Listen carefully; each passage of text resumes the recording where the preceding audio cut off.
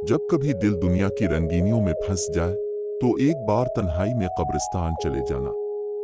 वहां ना कोई हंसी सुनाई देती है, ना कोई शोर, बस खामोशी का ऐसा समंदर होता है जो दिल की गहराई तक जाकर झंझोड़ देता है। इन खामोश कब्रों के नीचे वो लोग सो रहे हैं जिन्होंने कभी मोहल्लों में क़याम किया, सोने चांदी की तिजारत की, गुरूर किया, फख्र किया, और कुछ वो भी जो फाकों में मर गए, जिनके पास कफन भी दूसरों के सदक़े का था। लेकिन आज सब बराबर हैं, ना कोई बादशाह बाकी, ना कोई फकीर पहचाना जाता है। सब मिट्टी में मिट्टी हो चुके हैं। किसी वक्त कब्र के पास खड़े होकर सोचना, क्या उनमें से किसी ने सोचा होगा कि वो वापस पलटना चाहते हैं? जरूर चाहते होंगे।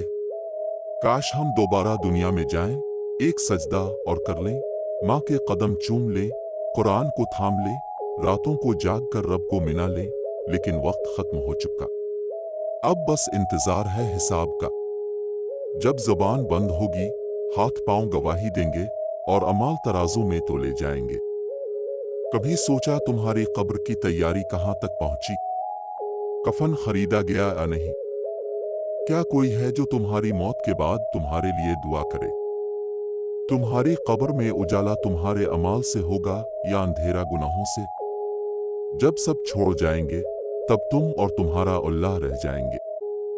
वही अल्लाह जिसे हमने दुनिया की दौड़ में अक्सर नजरअंदाज कर दिया, जिसकी किताब पर गर्द जिम गई, जिसकी नमाज में जल्दी की, जिसके नबी की सुन्नतें भुला दे और फिर दिल बहला लिया कि मौत अभी दूर है।